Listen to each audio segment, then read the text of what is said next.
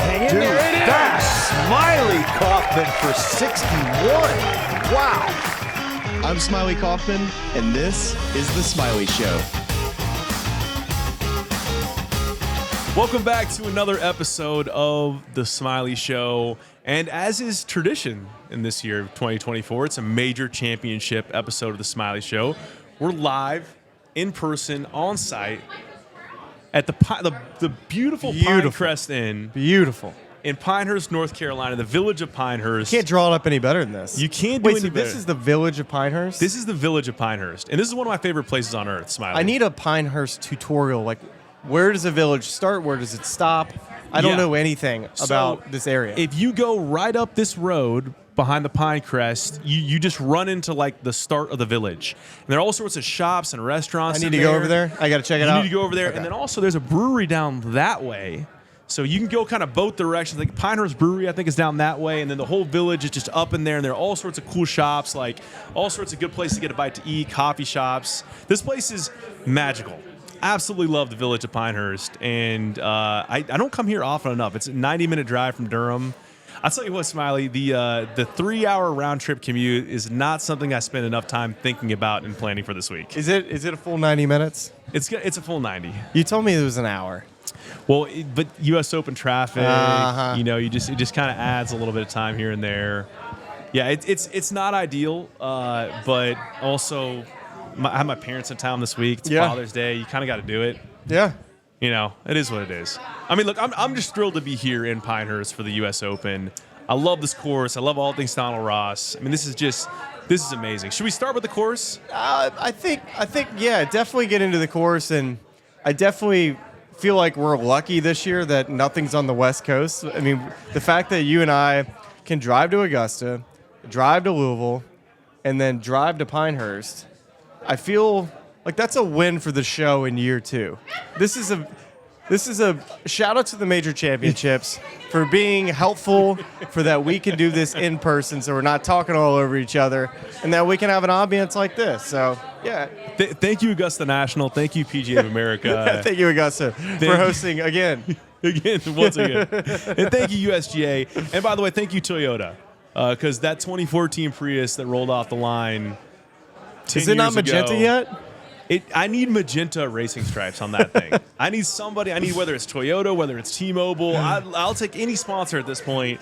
I need you to fix the whole ignition thing. It's a tough scene. It's a tough scene.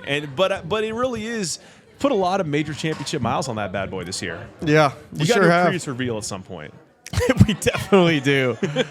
So how we did it at the PGA Championship when we had Fat Perez come on, before we had his interview, if I recall, Charlie, we picked out 2 or 3 names to kind of get us started before we have this amazing interview coming up with Dan Hicks and a little cameo from old Roger Maltby and George Savarinkis. So that's one to look forward to here in a minute. But you want to start off with a couple players, you think? Yeah, I mean, I think that the pool players that we talked about in the front end discussing, and this is prior to, I mean, the news of the day as we're sitting here on Tuesday night at the Pine Crest Inn is the fact that Jon Rahm is withdrawn from the U.S. Open.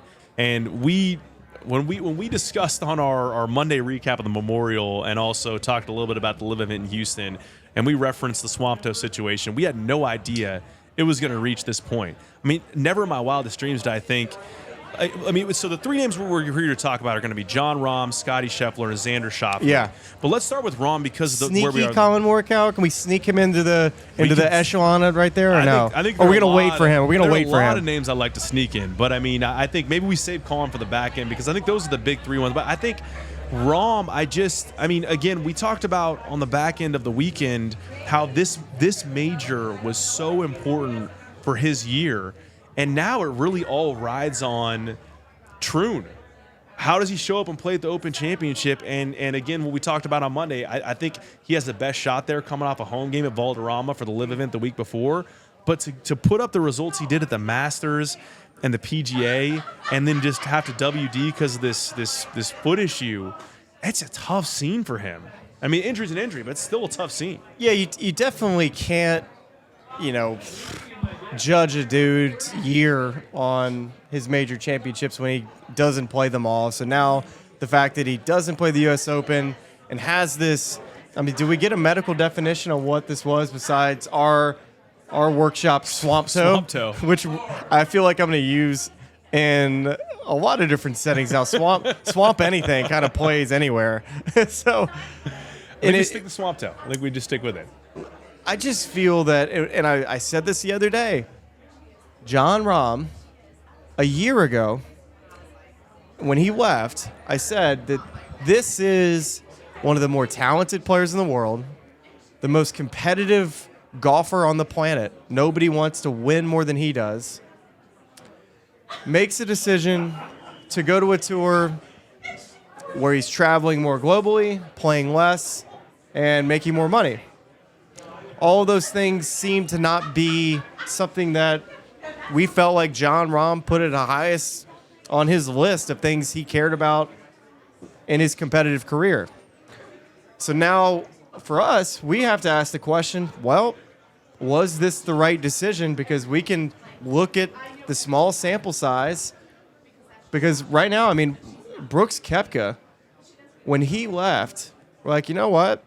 This guy only cares about the majors. When he's played on the PGA Tour, he's kind of just going through the motions. He just doesn't get them going. And he showed up to the major championships in his first couple years on LIV. He won the PGA, and he's been competitive in plenty other ones. Mm-hmm. So with Jon Rahm going and not winning yet on LIV, I know he's top 10 in every week, besides withdrawing it last week at Houston. To only have a nothing burger at the Masters and a miscut at the PGA and now to withdraw at the U.S. Open, we're going to judge you based off when we watch you. And right now we're not watching Jon Rahm because he's not playing on the weekends or, in any type of mix. So, I mean, for us as podcasters and people in the media, we have to wonder, is he going to get over the hump and is he going to regret this decision? And he seems like he showed up. He did all the media this week and said he's happy, but I don't know. You got to wonder if he stays up at night sometimes. I think it's if you are going to a tour that plays as infrequently as LIV does, and look, there are a lot of opinions as to whether it's high leverage golf, and there's certainly talent there, but just whether or not those actual competitions hold the same level of gravitas as maybe some of the signature events on the PGA Tour or something like that. So if that's the decision you're going to make, you leave us no choice but to judge you on how you play in the majors. And to your point, Brooks has done it well. This is the first year evaluating for Rahm. Of course, it's an incomplete grade with the WD this week. Mm-hmm. But those two other showings, it's just tough to say. I do wonder. I think maybe there's a little bit of, let's see how he plays at Troon, and let's see how he plays next year. Because I just remember that first year for Cam Smith where he just didn't play really. I mean, I think he won once on LIV maybe, but just largely at the majors didn't play well. Said he kind of lost motivation after winning the 2022 Open Championship, and then in the offseason, just saying, hey, I got a bunch of money. I don't really need to do as much work. I can just kind of fish and hang out. Not a bad life. But, so maybe, it places a lot of weight on the Open Championship, and it places a lot of weight on next year. You ready to put some tinfoil? You ready to put a tinfoil hat on with me? Can we make tinfoil hats really quick? What do you got? Here's what I got for you. Do you think if this is like a blister foot situation, toenail situation, we don't know the extent of it, could it be a product of not playing week in, week out and callousing the thing up and getting through it, and you go out and play? We can't speculate. This is rampant speculation. This is highly rampant. This is tinfoil. Someone Photoshop a tinfoil hat on me. I'm just asking the speculative question. From all that I hear, he's playing a ton of golf, and it's just poor timing. I think about Jon Rahm at the Players' Championship 2 years ago, gets the stomach bug. Yeah. Has to withdraw. So the guys had a bit of a tough luck with that. Memorial a couple years ago. Memorial, COVID. Yeah, there you go. Great points. Yeah.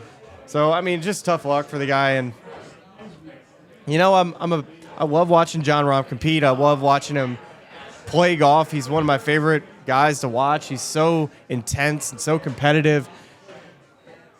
And, man, it's going to be interesting to see what the rest of the year looks like for him. How long is this recovery going to look like? And Troon's going to be a massive week for him. if he goes out and no shows there and MCs, man, he's gonna have a lot of heat. Yeah, it's so interesting, just the dynamic of that. Before we move on to Scottie and Xander, the dynamic of losing big names on tour to live and wondering how you're going to replace them, and then they just sort of get backfilled. I'm not saying it doesn't water it down, but it's interesting. Like, all of a sudden, Xander wins his first major this year. Like, do some of these tournaments go a different way if you still have a Brooks, a Rahm, a DJ, a Cam on tour?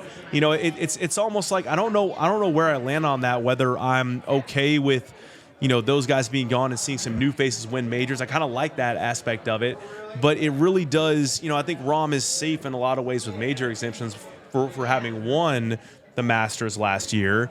But, you know, his world ranking is going to fall a ton. And you know, and again, I think we laid it out on the front. I mean, he has a lifetime exemption to the Masters. I think U.S. Open is 10 years from when he won. So, you know, he's set pretty well on a lot of those exemptions. But the clock is, you know, it's effectively saying 5-year exemption to other ones.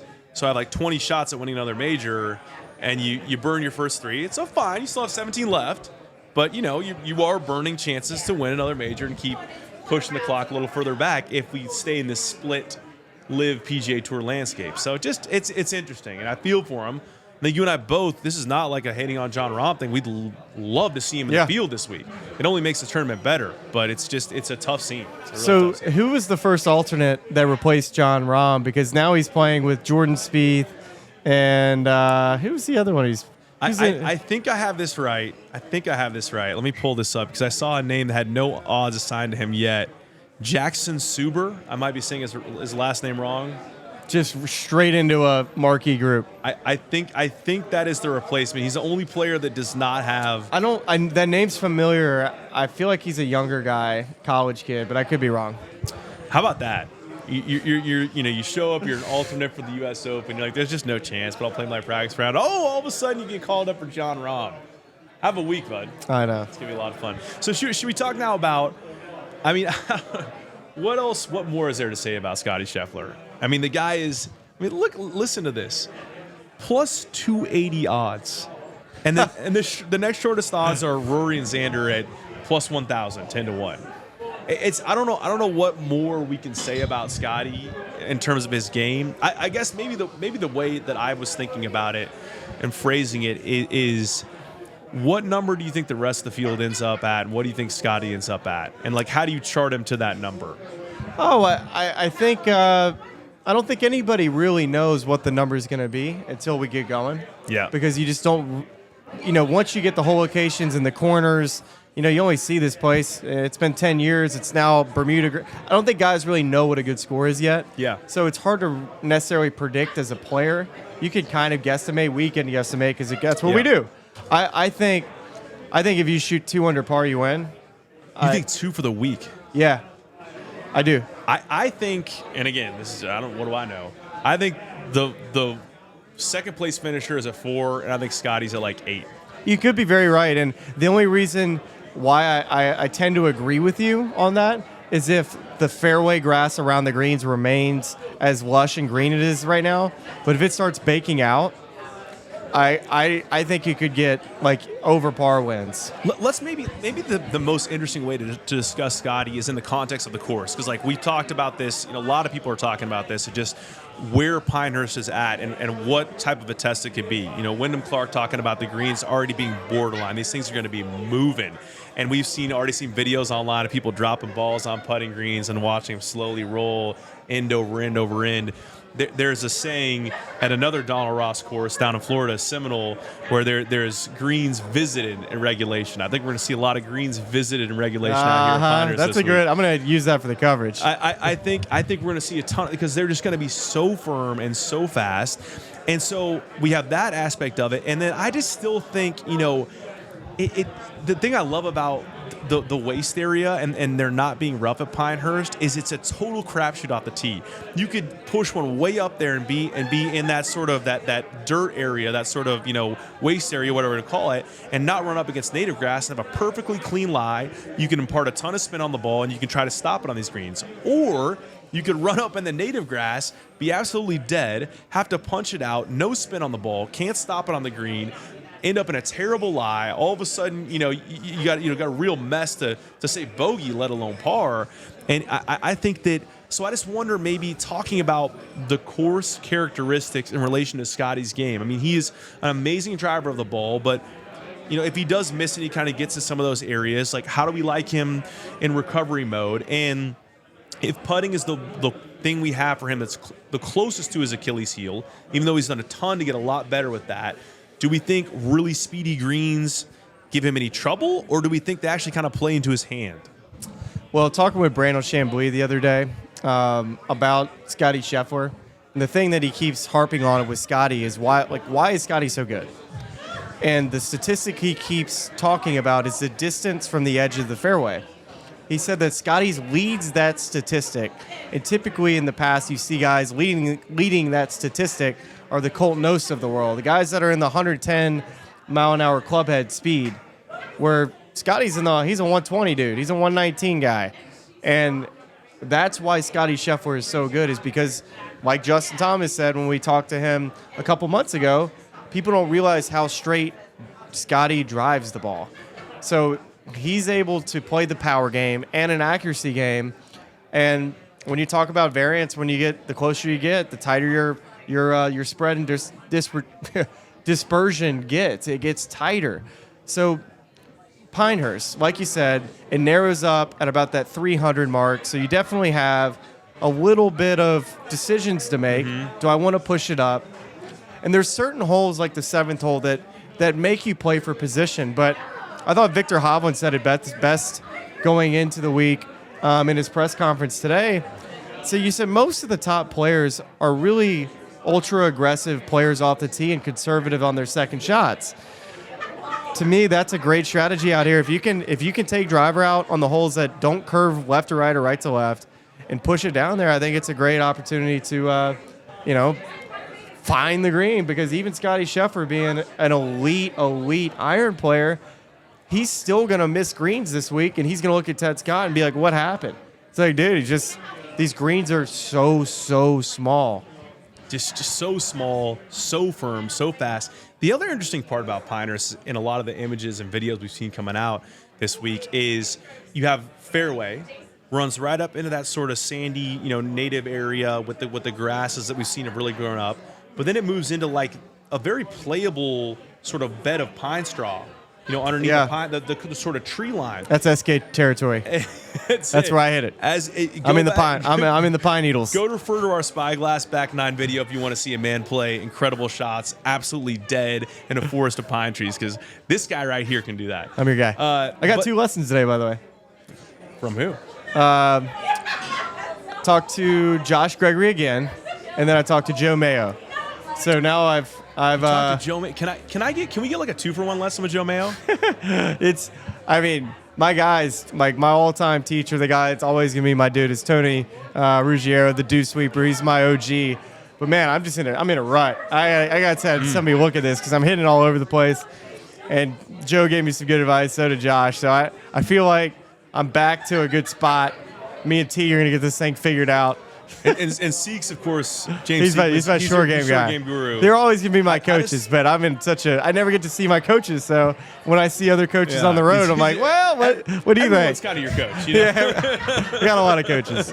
But I guess just to take it back to where we were on that point, I just think it's interesting where, guys that are missing big, that might actually kind of play into their favor. It's gonna eventually, you'll eventually get bitten out there. Yeah. You will. And I talked to Austin Kaiser, Xander Schauffele's caddy, for quite a bit today, just about the golf course and how they're, are you guys pushing it way up there? And he's like, yeah, we are when we can. But, we haven't had any issues with the native grasses. All of our golf balls have been fairly playable. Interesting. Everybody, he's not the first person to say this. That's interesting. Is that they feel that the ball is plingoing off of all of these different grasses. So they're having like opportunities to actually hit it onto the green. So I don't know. I feel like that'll eventually bite you, and It's one of those things where it feels like it's 8 times out of 10 you're fine. But the 2 times you get bit, it's the worst possible situation for you to get bit. Totally. You know? And that's like a classic practice round deal. Yeah. You never have the worst lie of the week in a practice round. You always get it like on the 3rd hole. You never hit it into that fairway bunker. Hit it on the 1st hole. And you hit it on all these places you haven't been. You're like, holy crap, this place is hard. Yeah. And then you get the pins on the corners. It's an aggressive play if you're going to continue to – because this place doesn't – it's not crazy dog legs. Like a lot of these holes go fairly straight, which I love because it allows the guys that want to hit driver, the Rory McIlroys of the world, to hit driver. And I think driving distance isn't talked enough about this week because I think it's really important. Because if you have a week like Brooks Koepka, for instance, the Beth Page when he won the U.S. Open, his driving that week was insane. Didn't miss a fairway. And we remember how brutal the rough was that week. It was not crazy firm in the fairways, but he is sending his driver and hitting every single fairway. If Brooks has a week like that with the driver, maybe not quite to the how well he hit it that week, dude, a guy like him, a power player that now can play conservative into the greens like Victor was talking about, he's a great pick this week. So I think height into the greens is obviously important because you got to be able to hold firm greens. But there's a lot of statistics you can go to, and there's not one that you can single out because you got to be so damn good this week, everywhere.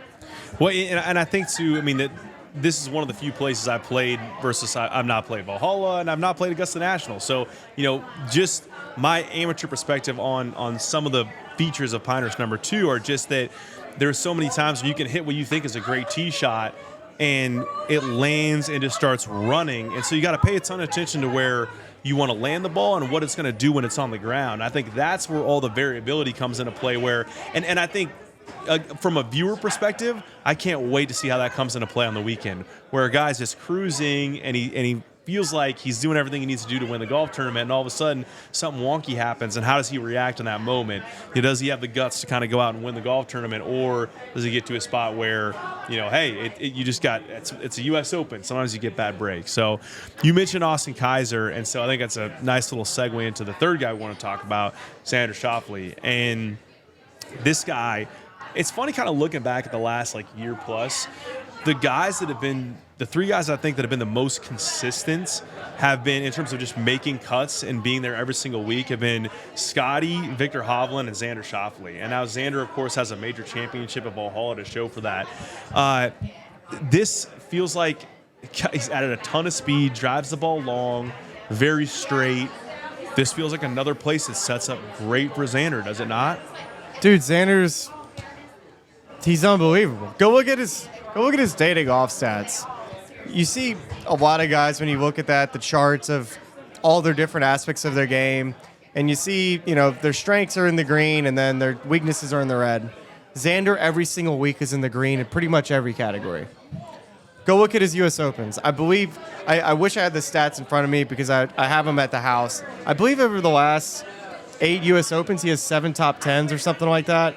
He's top 20 in the last 12 or something U.S. Opens. That statistic isn't perfect. It's something around that. It's funny because I think he has the same stat line for the Masters. I mean, the guy just shows up at every major. The U.S. Open is Xander's. He's going to win one of these. Could be this week, and maybe just winning at Pinehurst proves to be, the monkey on his back of winning a major championship. He kind of worked through some things last week in the Memorial. If you watch any of the coverage, Aaron Oberholzer talked to Austin Kaiser and said that, he kind of got into some bad habits over the week, not playing, kind of got back into laying it off too much. So they spent last week with the Memorial kind of just getting himself ready to play the U.S. Open. Have to believe he's going to be ready from a ball striking standpoint. So it's hard for me not to pick Xander this week, but I'm not going to, mainly because I'm just going to keep burning live guys because it just makes sense. Because I want to save guys later. That's going to be my strategy. We'll get there in a minute. We will get there on the other side of this break. And I think now it's probably the appropriate time to break because, first of all, we got a great conversation with Dan Hicks coming up. And also, little bit of Roger Maltby and George Tavarikas as well. So A lot of fun. A lot of fun talking to them. So we're going to get to that. And then, of course, on the other side of that conversation, we're going to have our one-and-done picks, maybe a little DFS lineup we're throwing together.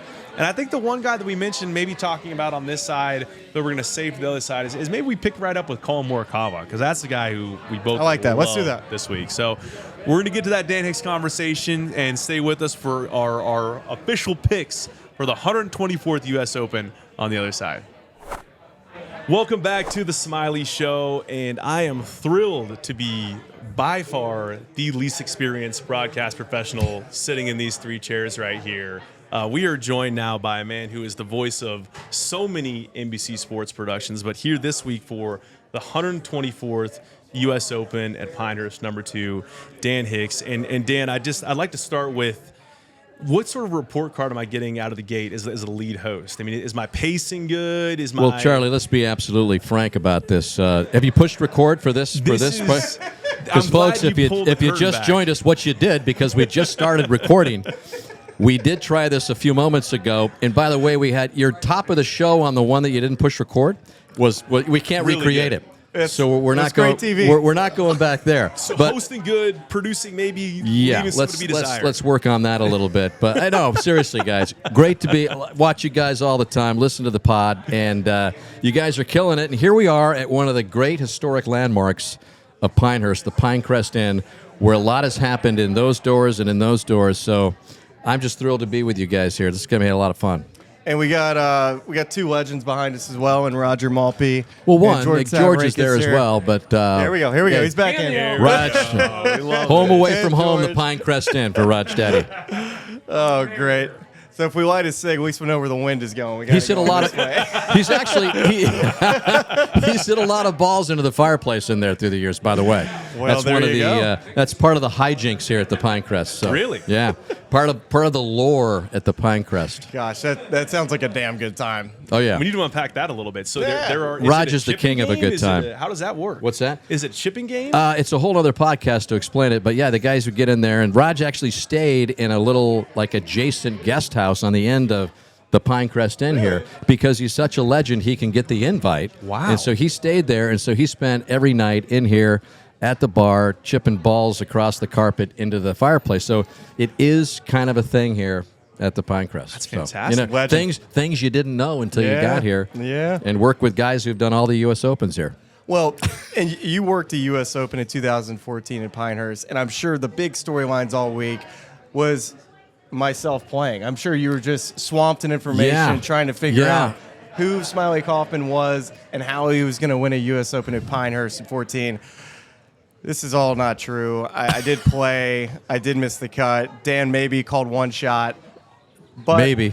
You're back now in 24 and in 14. Just give me just a little bit about what you remember about 14 and coming out, seeing the golf course today for the first time in 10 years. Does it look as easy or difficult than it did back in 14? Well, 14 was the first time they cleared out all the grass, all the acreage. It's mind-boggling to think what they cleared out after 2005 when Michael Campbell won the second Open here after Payne, of course, won the first one in 99. So the place was totally different. Crenshaw Encore turned it into a rustic track, but there wasn't near the wiregrass that has been added in particular spots. If you take a look at it, it just wasn't as grown in, and it was new. So and it was very brown at the same time. You'd see it on the TV in 14. Yep, it's green it's right green now. To start here now, but of course that can change in a matter of days.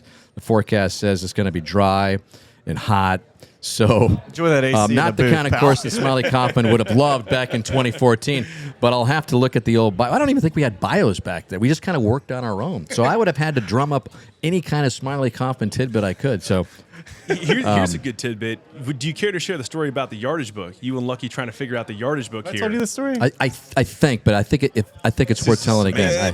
It's basically the nuts and bolts of it is Sunday, Monday, Tuesday, Wednesday. I was just using a rangefinder, and then on Wednesday, like on the last 9 holes, Lucky and I were like, all right, let's see if we can figure out, just double check that we know how to count and add with the yardages. So we just figured that the bold numbers in the book were just like sprinkler heads at home. They were to the middle of the green.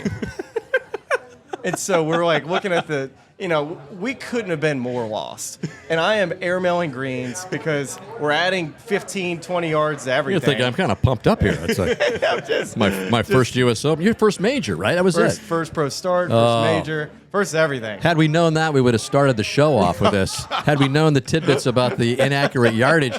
And, folks, this is the same guy giving to you at all the big championships that NBC has. Smylie Kaufman on the ground, giving you nothing but accurate numbers now that he has a real job on a broadcast team. Shout out to our yardage guys that handed me a sticky note with a number on it because I did 1 yardage last week at Memorial and airballed by 10 yards. It's like, okay, I'll take the sticky note because I'm so bad at getting the numbers apparently. Yeah, so that's what I don't remember from 2014 is Smylie Kaufman playing. But nonetheless, Martin Keimer, putted off the green from 20, 25 yards away. Sometimes it was crazy.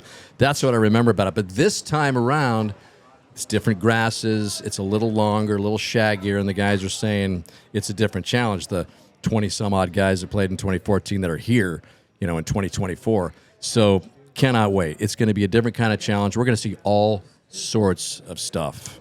And I would definitely want to get a prediction from you on who the champion's going to be at the very end of this conversation. Are you in the field? No? Nope. Okay. You can't pick me, right. Unfortunately. Okay. But, Dan, how many U.S. Opens have you worked? Is this around 25, 26? Exactly 25. This is 25. Yeah, we counted them up, and it's kind of neat because it's been 25 years since Payne's U.S. Open here. And, of course, we missed a few when Fox took over the contract. But, yeah, I cannot believe it's been 25. But the U.S. Open that Payne won here in 99 was our fourth or fifth U.S. Open at NBC because we started in 95. But by far, it's the most memorable for me, even though Tiger's 2008 U.S. Open at Torrey Pines is the stuff that you make Hollywood movies out of. I was on the ground at the time just off to the green when Payne made that putt, and I can still remember how I felt when that putt dropped and the energy. It was misting. The church bells are ringing in downtown Pine Crest. It was Pinehurst, I should say. Good plug. Hardly not, yeah, Pine Crest. But it was just such an incredible atmosphere. And Tracy was crying, his wife. He'd won, and the year before that, it had gone kind of awry at Olympic Club. So it had a lot of great elements to it. Yeah. So in '98 at Olympic Club, I just remember I was doing my holes, and he was on the 12th hole, and he hit it into a sand-filled divot, and it was like, right in the middle of the fairway. He's in contention. Lee Jansen ends up winning the championship, but about the same time he gets put on the clock. So he had kind of a double whammy going on, and I remember Roger Maltby doing the interview with him afterward. Lee Jansen wins. Payne finishes a very disappointing second, but he was nothing but class with Raj, and I really believe earlier in his career, he might not even have done the interview, much less been so gracious. But that was the time when Payne, his character had actually really changed for the better. Everybody noticed it. I noticed it because I would cover Payne since my Scene in Sports days in the early 90s. And I got to say, he could be pretty surly. And he was just a different guy. So when that putt dropped in 99, it was like, holy cow. It was just unbelievable. There's so many incredible memories that are, of course, associated with your broadcasting of these events, right? I wonder, in terms of the venues where you've covered these various U.S. Opens, if you're creating like a Mount Rushmore of your 4 favorite venues. Ooh, great question. Great question. Which 4 would you put up there? He does a lot more than produce. This guy is. I don't do much producing though. Apparently, he's more Smylie. He's more of a journalist than you could ever dream of being. Great point. No, the Mount Rushmore of the U.S. Opens we've done. Well, Shinnecock, I think, is just magical. Yeah. I got to go with Shinnecock. I got to go with Winged Foot, which is my home club. I'm a little biased. Yes. Got to get the homer pick. Man, after that, it gets tough because there's so many good venues. I love Oakmont. You got to have an anchor site in there, right? Yeah, anchor site, Oakmont. That'll qualify. And then you know what? I'll throw Pinehurst in there. How about it? I just think it's that. Merriam's so good. I love tough. Merriam. But this place has a spirit about it. And you get on the grounds, and it's been a long time since we've been here, and you get on the grounds and you kind of forget that kind of special feeling that you get when you get on the ground. You can take in the smell of the sand hills of North Carolina. It's awesome. And so those would be my 4, Mount Rushmore, U.S. Opens.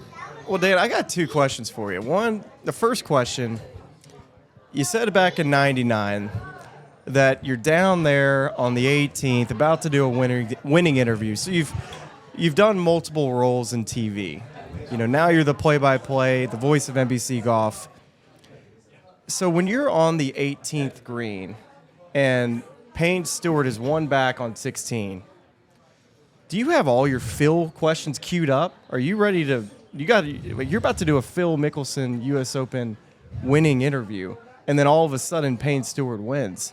How difficult is it, and do you prepare for a situation like that, or do you just trust your instinct? Good question. Your mind is definitely racing on all the scenarios that could be presenting themselves, but you've been there the whole week. You've done all of your homework. You know all the storylines. You know that you're going to be trying to put this thing in perspective at a moment's notice, that it's either going to be Payne or Phil. I mean, Tiger had a putt that at one point, he could have been in the mix, and he was in the mix, but it came down to those 2 guys. So yeah, remember there was a whole baby beeper thing with Phil, and in his bag, right? His bag, and he told Bones, hey, I want you to, let me know if this thing goes off because I'm leaving immediately.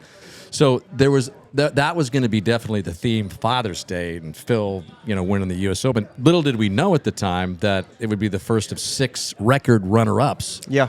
In the championship, but that was definitely the theme. Phil was the up-and-comer, but when Payne won, it's funny because now he wins, and we're setting up in a matter of seconds to do this interview, and I'm thinking, what's the question here? And I just kept thinking, and I asked him this. I said, Payne, you had a putt, you had a situation where every kid dreaming says this is a putt to win the U.S. Open. You just had a putt to win the U.S. Open, and you buried it. And I'll remember the first thing out of his mouth, he just went, woo! He just didn't even know what to say. He was speechless, and then he kind of went off on, wherever his mind was taking him. But yeah, it's one of those things that you just got to you can't pre-plan too much. You got to kind of feel the moment, and you've got to just kind of let the winner kind of take you where they want to go. Well, this person didn't win in 2008, but Torrey Pines. We're talking about one of the all-time calls on the 18th hole for Tiger Woods to make a putt to go in a playoff against Rocco Mediate. And a situation like that, same deal? Like, did you have a call in mind? Or did it just come out and you're like, wow, that sounded good? Yeah, I've been asked that before, Smylie, and it's one of those things. I learned even long before that you can't really start getting ahead of yourself until the moment actually happens. But what I was thinking, the beauty of the moment was we had all this time to set it up, and we all knew what was at stake. Rocco's in the house. He's the guy that Tiger needs to make this putt to get into a playoff the next day. So all that was out there on the table, and we had all this time. Johnny set up the putt, and Roger's down there, and everybody. All of that had been said, and I kept looking out at the 30,000 or so people that are around this green, and I'm looking over at Johnny Miller, and I'm thinking that one thing kept popping in my head. Everybody expects him to make this thing. He's Tiger Woods. Not only 30,000 out there expected to make. I'm looking over at Johnny's almost got like a kind of a half grin on his face, like he expects him to make it.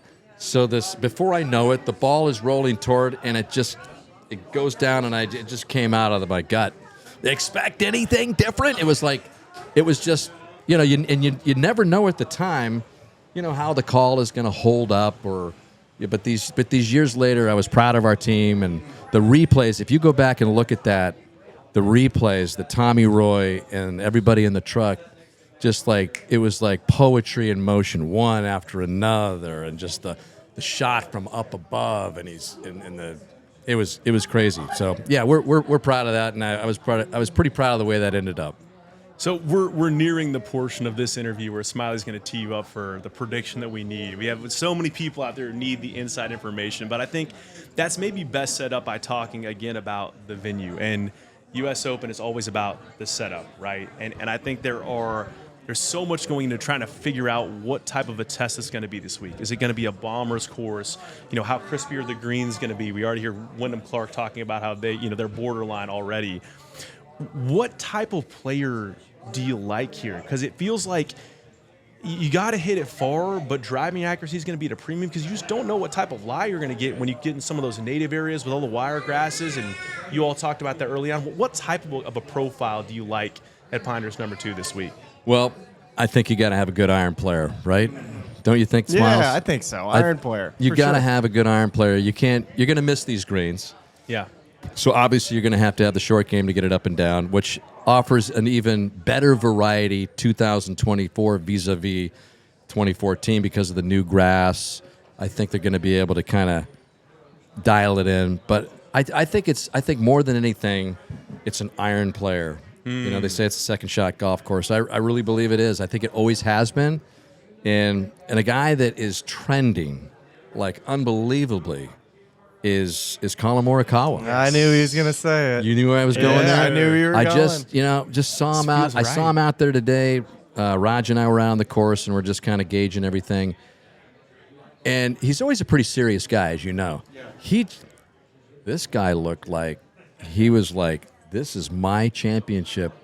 And I never really, you don't want to get too crazy because it's like, early in the week here. But I just think his finishes the last several tournaments, he's ready to roll. And I think as a second shot iron player, one of the premier that we've seen, I think he's the man. That's a guess, but that's my guess. Don't say guesses. Yeah. I have a quick follow, Smylie, if you'll allow me. Yeah, please. I know what our answer is. Do you root for carnage at all at U.S. Opens on the broadcast side for storylines? I know we do. I think people love it. Every time I get through with one of these, and it's been a little bit ugly, people are like, that was the greatest tournament I've ever seen. Like Phil, 2006, Wayne Foot, that was unbelievable. And I'm like, well, I kind of feel bad for Phil. No. That was crazy. And Johnny lit him up. I'm like, that's the U.S. Open golf. So I do think the public likes a departure from a birdie fest. Yeah. So I think we're going to get that at Pinehurst. I mean, what was Keimer? 9 under? Yeah, he was 9. Yeah. He won by 8. Yeah, and the rest of the guys. And Ricky and Eric were I 1 under. I think He the was stat 9 is under. there's been like 4 players under par on all the U.S. Opens. Yeah. I mean, that's pretty good stuff. So I don't know. I think people enjoy watching these guys struggle. I mean, I'm with you. I'm with you. That's what I think. I really do. Charlie, I think we're wrapping up. Yeah, well, I mean, Dan, you were great to spend the time. If you all had heard the first intro, I mean, you would be blown away. Truly great stuff. There's just there's no technical possibility that we're able to get it back, but it was money. Well, you know what? It was absolutely we might great. We might have it on the camera with the built-in audio there. The camera was rolling. I think that that might needs- be like a lost file situation, some repaired audio. If you get a hold of that, please send it over my way. we'll send that in. Before we let Dan go, let me yell at Raj and George real quick to let's see get what them back in. I want to see what their pick is for the week. Let's yell at them. Good That feels call. like Let's good yell at 'em. producing. Yeah. Hey, Raj and George, can I get a pick from y'all for the week? Who you like? If you come on down, we'll even give you a mic. How's that sound? Here we go. This is the best way. This is live podcasting right here. Same thing for a picture. We're getting paid a Southern Pines Brewing Company beer. That's what we're There getting you go, paid. little duck. Paid. Who was your pick so far? You took Colin. I was going to go Morikawa. Well, I went chalk, didn't I, George? yeah. Well, now I can't pick Morikawa. I got I'll a feeling. take Scottie Scheffler. Yeah. Call Okay. me stupid, but I'll go with Scotty. Yeah, I'll take Scotty. If you'd asked me about 20 years ago, I'd have picked Tiger. Okay, so that's how we're doing this. That's 20 years ago. Okay, Tiger Woods is, I believe, plus 220 to make the cut. I think he does it this week. Tiger? Yeah. I think it's a good golf course. If there's for him. any major he makes the cut right now, it's here. They'll take a yes or no on Tiger. Well, how about you do a Bad course for him? Yeah, one that's pretty hilly and it It's just firm, taxes it's him. flat, He it's won there just a few years ago. Augusta. True, but I think Yeah. I mean, Only he's 5 a years different ago. guy now, though. He's a different Yeah. guy now, though. how about a parlay? Tiger plus 220 to make the cut. Scotty plus 300 to win it. Ooh. Savarikas. What does that pay? He's a Sharpie. George is your That was some money back. head spinning there. Got it on his phone. All right, we got Scotty, we got Colin. Who you got? Scotty. Come on, go on a limb. Okay. Tommy Fleetwood. Tommy Fleetwood. Tommy Ladd. All right. Maybe There you go. maybe your next question is okay. Give me that guy that comes out of the pack that no one is expecting. Okay. See, look at Dan getting into host mode. He's giving you the question that you should be asking him. exactly. So how's that? The guy can't help himself. He's playing. Hey, I can't push record. He's playing his way onto the podcast. This is a full-time guy This now. might be the Dan Hicks show. Yeah. With All right, Smylie Kaufman pretty soon. guy There you that go. we're not expecting. All right, my guy that I really like that nobody's gonna be talking about, Sepp Straka. There you go. That's my dude. I think he loves playing on Bermuda grass.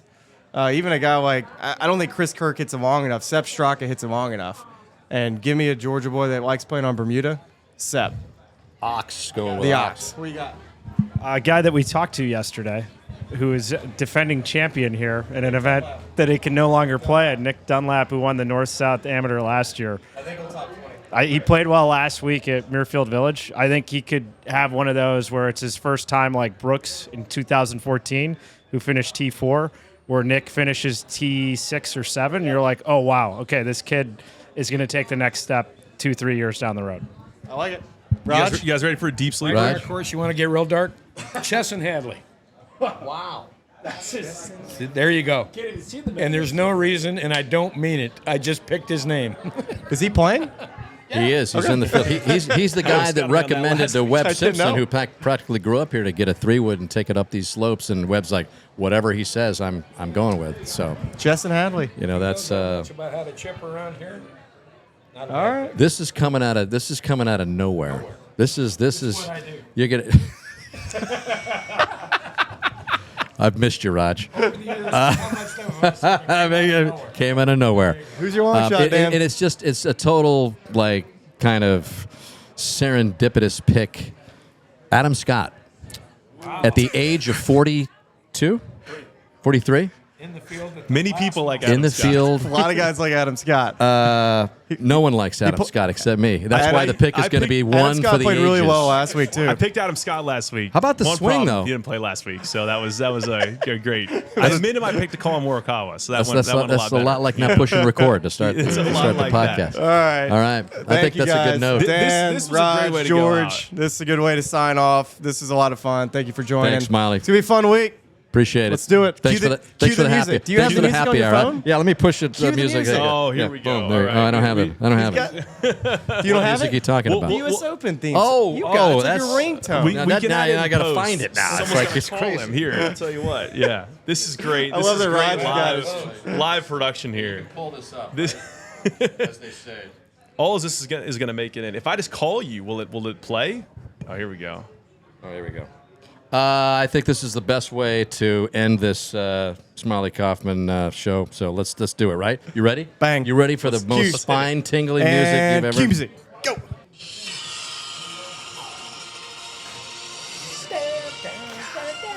NBC Sports is proud to present a national championship. Today, live from the Pine Crest Inn, it's the Smylie Show. So long, everybody. Well, that was a blast of an interview with Dan Hicks and Roger Blast is an Maltby understatement. That was awesome. and George Tavarikis. And I'm telling you, I'm gonna try to recover the intro. It was such a good intro. I was so much better at introing that segment than I was at recording the top of that segment. Which is and now I'm like nervously looking over, and yeah, we're definitely recording now. So We're live. We're live. and so we are now officially into the portion of this 124th U.S. Open preview where it is time to make our one and done picks. It's time to put together a little daily fantasy lineup for you. I mean, I think there are a few more names that we kind of need to talk about a little bit before we make our picks. And the first and foremost one is Colin Morikawa. This is a guy that I ultimately ended up taking last week in one and done after trying to pick Adam Scott initially. Not my brightest moment. But this is a guy, I love this course fit for him. I mean, you just heard Dan Hicks talking about iron players. Collinson is so good right now. A guy that, can hit it high with a little bit of cut, kind of approach these greens well. And, again, I wonder the greens being fast, does that actually kind of help some of these guys where it takes a pace element out of it? You just know they're going to be fast, get the read right, you should be good to go. I think from just watching players this week, when they get it offline, even like 4 or 5 yards, you're like, I don't know if that's staying on the green. So you really do need guys hitting it in their window and getting it started online more often than not. So might as well start with Colin Morikawa at the top of that list, because who hits it straighter with their irons than this guy when he's on? And he's been on. So Colin, dude, I love it. If you like Colin this week, I think it's a great play, because I think he's going to putt a lot around the greens. I think he can hit driver pretty much everywhere. And the holes that you would hit maybe irons off the tee, they kind of go dogleg right to where he could push it up with driver if he really wanted to. But it's tough. I mean, it would not surprise me one single bit to see Colin go and just dominate this thing.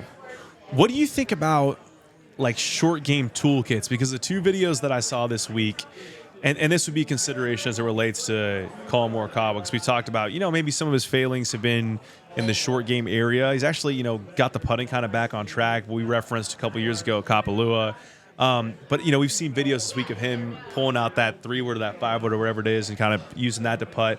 We saw Tiger hitting a million of those little 4-iron bumps and just kind of rolling them up because of the grain, right? So I'm just curious if, there are guys who have that sort of shot in their toolkit where we're going to see some funky stuff around the greens this week. And if you think that, does that detract from certain guys? Does that add value to certain guys? It adds value to Tiger to make the cut. Yeah. Because he's so elite at doing it. He's so good with a 5-iron around the greens. I was amazed at the Hero, how good he is. I saw him at Augusta do the same thing. I tend to always be not believers in people that never use a 3-wood around the greens and they pull it out the week of Pinehurst and they expect that it's going to work. So I'm always a little like, all right, show me first, because I I think it's such a difficult shot. Because a lot of times when the ball rolls off the green, rolls off the downslope, and it comes back on the other side on another downslope.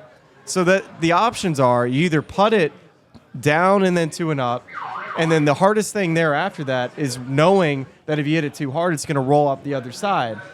Now with the 3-wood, what's going on over here? Okay.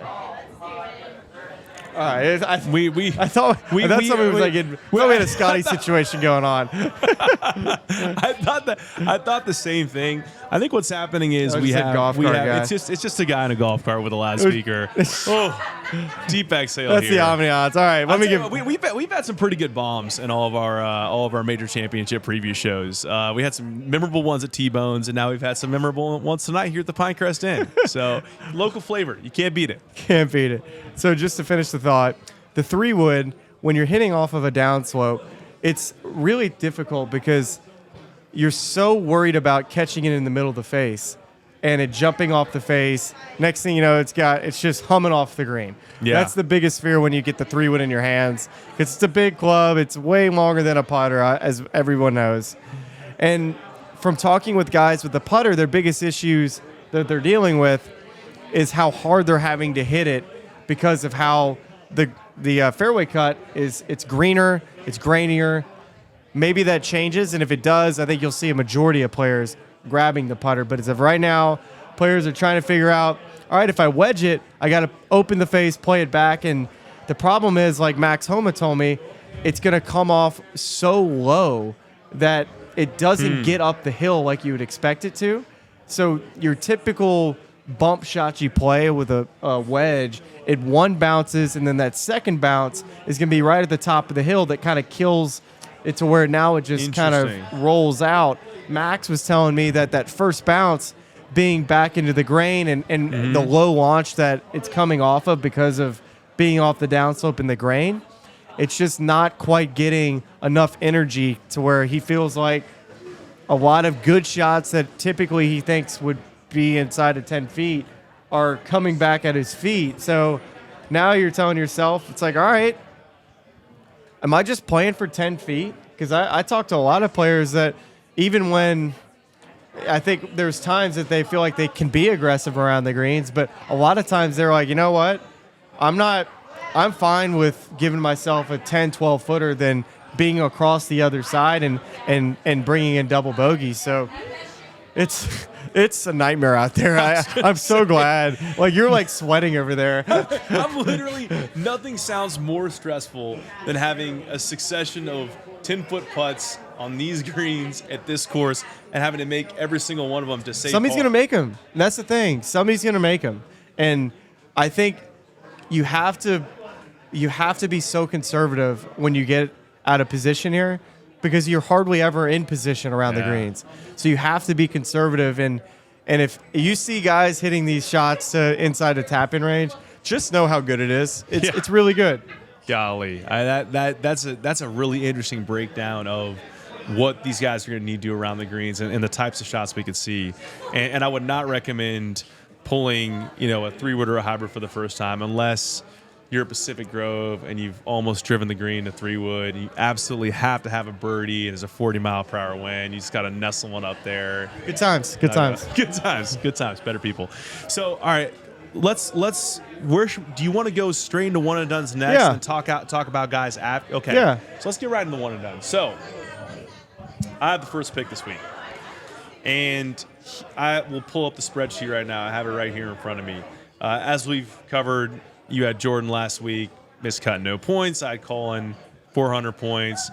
I lead you. I have 2,593 points and change. You have 2,391 points. This is a big week for us. Major championship points. So here are the 3 non-Scottie guys that I like, one of whom I've used. But I'll include him in this group of guys I like because I like Xander and I like Colin, but I've used both those guys. And, of course, I've used Scottie. 3 guys I'm looking at are Ludwig Åberg, who I, of course, used the PGA Championship. I believed in the knee, had a little bit too much belief in the knee, missed the cut there. But I like a guy who can drive it long and straight this week and is a great iron player and hits it high enough. I think he's going to play great this week. I really like Victor Hovland this week, although I was really hoping to see something from him on the weekend at Memorial after the start he had to kind of get in contention there. As a guy who just reuniting with Joe Mayo, it's like they never even missed the beat. They're right back where they are. But the fact that he didn't play as great on the weekend at Memorial, I still need to see a little bit more. And also, we saw him peak towards the end of the season last year, so I may be saving him for somewhere later in the season. But those 2 guys and the guy who I'm about to pick all share something in common. These guys, they make me smile every time I turn on the TV and I watch them. They're playing well. They're fun guys. I love watching them play the game of golf. And this guy has just rocketed up that list this year where he's back in a dear place in my heart, and that is Bryson DeChambeau. I just keep, every time I keep coming back to Bryson this week, I just like him more and more. I just think we've talked about the course profile. It's going to be kind of a crapshoot, but if he's launching this thing and he's getting 8 out of 10 good lies in the ones he does hit in the native areas, and even the ones that are running up against the grass, he's strong enough to blast it out. And this guy is the mad scientist. I mean, he's all about green density. So in my mind, I feel like he's going to have the green speeds dialed in and the angles he needs to land them and all that sort of stuff. I feel like he's going to be a good spot and playing the course well. And he's going to be hitting less club into a lot of these par 3s too. So I just, we're talking about using a live guy. I love Bryson this week. I'm riding with Bryson. And with Bryson this week, I've come around to driving distance and it being a factor because if you need higher apex coming to the green. And guess who has the highest apex of a guy here? Bryson DeChambeau. So it's a good pick by you with that. And the only concern I have, and I told you about this in his game, and even talking with him today, when Bryson commits to just hitting 3/4 shots with his irons, he is as good as anybody. I worry that he's not going to be able to control his numbers out here if he tries to hit everything hard. I think if he plays to hitting numbers, I think Bryson will be there. If Bryson decides, hey, I'm going to be trying to hit everything full this week, it's not going to work. I think you need control. You've got to be able to hit your numbers. But it's a good pick. It's a good pick. To the point you just made, too, like when he misses greens, what sort of short game toolkit is he going to roll out this week? What sort of shots is he going to hit to get creative around the green to give himself some makeable putts? That I'll be interested to see too. But I looked at his 5-iron today. With the weird bulge like and roll. 3D printed face. Let me show you a picture. This is kind of cool. Is it noticeable? Oh my God, yes, it's insane. I'm highly intrigued. So these, of course, what Smiley's about to show me are Bryson's. It's like curved in, like the back of it's curved inward. It's 3D printed, and the idea is that is so interesting. The idea there being that Look at no offset. It's no similar, offset at all. Like, I'm getting cold sweats just looking at that no offset.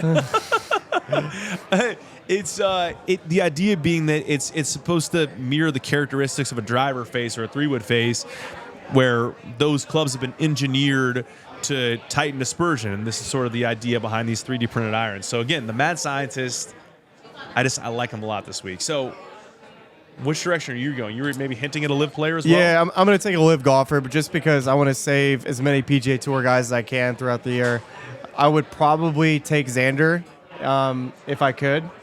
I would probably take Xander, but I'm going to take – actually, I haven't used Xander yet this year. I'm going to save him – I already told you I'm using him for the Tour Championship. I'm going to be using him there, so I'm saving him for that because he always plays good at East Lake. I'm going to take taking Brooks. I'm going to take Brooks Koepka. I think he gets his 6th major win this week. I think we've kind of forgotten that he was coming into PGA Championship coming off a live golf victory. So he's won like within the last couple months. I think his, play at the PGA was, he wasn't in the, in the thick of it. So I think people have just disregarded him this week. But from talking to Paul Casey, I saw him last week. He just talked about how Brooks has been working his tail off. So with that being said, of all the live guys, I would have, if you would have taken Brooks, I would have taken Bryson. And so I like both of those guys. I think both guys are going to have good weeks. I love that pick for so many reasons. I mean, he was talking about his work after the Masters where he didn't play as well as he liked to, and he said his team was punishing him, like we were going to get it in shape, and then he didn't play as well as he wanted to at the PGA. So you can only imagine the level of prep that's gone into this major and where the two majors that Brooks thrives, PGA and the U.S. Open. And so I think it's a great pick. Would not be surprised to see those two live guys dueling it out. And also a great little rivalry pick. I mean, I think they put that in the past. That's right. But this is a good little dynamic we got going here for the show. So let's go through a few other names on the leaderboard. We've talked Scottie, we've talked Xander. The guy that it's crazy we made it this far into the show and we haven't talked about is Rory McIlroy at 10-1. Do we talk about the reports that he's falling off the divorce? Yeah, I think you got to. What do we say about it? That apparently Rory's not getting a divorce. Is that reported by Golf Digest? Who's reporting that? TMZ? The Guardian. The Guardian. They're a journalistically sound organization. I guess. I don't know. So, yeah, a lot going on with Rory's. Let's just talk about his golf game. I think that's obviously positive that's getting mended. Love Erica. So let's just kind of put that aside. That Rory's not having to deal with that right now, apparently. Love Rory this week. The issue I have right now with Rory's game coming into the week, because I think he's going to drive it really well, is he going to be able to take the bumpers off with his iron game? Because I think he's more comfortable hitting something high and up in the air and trusting that the green is soft and not going to roll off. I think he's an incredible iron player when he can just let it rip and not have to worry about hitting a number as much about, because he can hit it high up in the air and he can hit it right at the pin, but can he keep it on the greens when he's got to hit a chippy 165 shot, and those are the shots that has bothered him this year. I think he's worried about hitting it left when he's got to hit 3/4 shots. So if his 3/4 game and his iron game is there this week, let's have Rory in there, because his putting this year has been great. He's an underrated chipper and bunker player. Mm-hmm. So let's throw that. His ability to kind of get linksy with the putter off the green, similar to like a Cam Smith, I've another player too that you should consider, a guy that likes playing in a sandbelt type of golf course, fast and firm. Fits Cam Smith's game. Can he iron it good enough? I don't know, but yeah, that's kind of where I live on Rory. I think Rory. If we remember a couple years ago, there were serious struggles in the approach wedge category. It's like he was just bombing these drivers and couldn't make much of it because he just couldn't hit it. He couldn't pay off the wedge and give himself a birdie look, or like a reasonable birdie look. That's gotten a lot better. But I mean, I look at like the side, he won the U.S. Open at Congressional in crazy soft conditions, 16 under, a number that you rarely ever see for this sort of tournament. This is going to be a very, very different test than that, and that was however many years ago. So I mean, I think. I don't think he's going to play poorly necessarily this week, but I just don't think he's going to, I would take over on top 10 for Rory. I just think there are a lot of guys that are better suited to this course than him. I think he's still top 20, but he's at 5 top 10s in a row, I believe, in U.S. Open. So this is one that's different than all the other ones, though, compared to the last 5 years. So this is he didn't necessarily have an amazing week at Pinehurst back in 2014. So just continuing to run down the board, like the favorites is, we had Xander 10-1, Rory 10-1. We talked about Colin at 14-1. We talked a little bit about Victor 18-1, Bryson at 20-1, Brooks at 20-1. We talked a little bit about Ludwig at 22-1. Now Cam Smith at 40-1. You just started to touch on Cam, and I don't know what to make of Cam's game because he just shot 80 in the final round of the Live in Houston, and maybe it was just like, get me out of here. I don't think he can hit it good enough to win. Or hit it straight enough, right? I mean, just good enough. Whatever good, whatever your definition of good is. Yeah. So I think he's going to chip and putt his way to keep himself relevant this week, but he can't win. But I don't think he can hit it good enough. The others at 40-1 are JT Hideki and Tommy Fleetwood. Hideki with the current most made cuts in a major championship, I believe 16 in a row, is I think the number that he has. So Xander can't be too far behind. He doesn't miss cuts. So I don't know. I just feel like this event, Michael Campbell's the exception.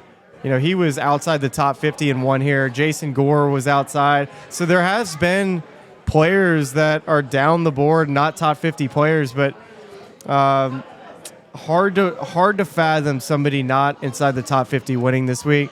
And really, I think inside the top 15, top 20. You're like 20-1 or shorter, you think is where top 20 in the world. And then you throw in the live guys that are obviously misranked. Just a few more because these are all, I just wrote down 55-1 and under. And so Sahith Theegala 50-1, Matt Fitzpatrick 50-1. And then this is just so surprising from where we started the year with this guy, but Max Homa 55-1. Yeah. It's just, and I know he hasn't played well to necessarily justify him. We love Max and would love to see him. But I mean, it's just interesting where he was, and I think the penultimate group at Augusta with Ludwig Oberg and just being so close to winning that first major to where we are now. And, I don't know, maybe this test just doesn't suit him exactly, but it feels like these last couple years, like he's just close, and then it feels like he gets further away, and it's sort of a 2 steps forward, 1 step back sort of situation with him. And I just want 55-1 just feels really, really long for a guy as good as Max Homa is. Yeah, it definitely does. And let's go back to Augusta, right? That's where an event he didn't make any birdies, but he had a chance to win. I think Max Homa's fit for this type of championship if he's mentally ready for that task of making pars. So if he's there to be able to show up and ready to grind, Max gets in that mode. He can play and make pars better than anybody because he's tough as nails, and he's got a great iron game. But you're right, it's been a disappointing year for Max. But at times, just the consistency hasn't been there. But it was fun to see him in the hunt. Everybody was cheering for Max to win at Augusta. Man, that was it makes the year when you get in contention like that for a guy like Max. And I'll never forget. Yeah, just real quick. Sahith is, I think he's built to grind and chip and putt and drive his way around here. So Sahith would be a guy that I like down the board. Along as a 50-1, I like that. Yeah, on Max, I'll just never forget standing on that sort of hill to the left of 5 at Augusta, looking at 6T and just the swell of noise for him approaching that tee box. And when he wins one, and he will, it's going to be awesome. So. Let's go ahead and wrap this thing up by putting together a little DFS lineup together. And I had the first draft pick for the one and done, so I will let you draft first. We're taking 6 golfers. We have a salary cap of $50,000. Okay. So, Put the north-south champion last year, Nick Dunlap. wow, I love this. I feel like he he just finished 12th last week at Memorial. He's showing up to a place he's comfortable at. Let's get Nick Dunlap in the lineup. What's his price? Nick Dunlap's $5,800. Great. So that you are bargain shopping, and you have now freed me up big time because I'm going with the free bingo square. Okay, I gotta go with the free bingo square, and by the way, he's not free. He's $13,000. So Scottie Scheffler, we're gonna go ahead and plug him in because you can't do a lineup without Scottie. I think it's crazy to not field Scottie this week. So that leaves us with $7,800 per player. So kind of gives you an idea where you're looking at kind of maybe a little bit longer than those 50-1 odds, maybe the 60-1 odds. But take someone expensive if you want to. We'll make it work on the back end. Who do you like next? I'm going to keep with the Birmingham trend. I'm taking Sepp Straka next. I love that pick. Plays well in Bermuda. He has not had a top 10 in a U.S. Open. But I keep telling you that Sepp Straka is going to show up in one of these major championships. Why not this week? Why not Sepp Straka? He's built for something like this, and I really do feel like it's going to be at a U.S. Open style setup. So let's get Sepp in the lineup. I was looking at his putting stats last week on Data Golf. What's his price? $6,500. Great. So great price. I was looking at his putting stats. I don't know. I think I had it on the whole tournament tab, but he putted it great last week. And it's like when he gets hot, the microwave. With the putter, the microwave, baby. Yeah. I mean, he gets very hot. I love that this week for Sepp. So now we have. I'm going to go in before. I'm going to have one veto here before you screw up this lineup because we're in such a good spot. I have one veto for one of yours, and you can veto one of mine if you like. Fair. Okay. So, oh man, this is. We're getting kind of down into. It's like, do I want to go cheaper, like kind of on the nose of Why don't you let me focus on the cheaper, and then why don't you focus on guys that. Are you okay with Ludwig at 9,600? Is that too expensive? Because we had Vic at 98, Ludwig at 96. Remember what Ludwig did to our lineup in the PGA? Are you okay with How about calling at 9,400? You're going with the two of the highest guys? No. I mean the highest price guys are the highest price. Let me read you the top of the board. Rory at 12,100. Xander at 11,500. Throw Morikawa in there if you like him. Well, I like Morikawa more than Ludwig. Do we want to go down? There's Max at 8,600. And there's focus on a top player. We'll work our way to the middle. Ludwig or Colin. I mean, we've said so much about Colin. It's tough to not plug him in there. Go Colin at 9,400. Plug him in.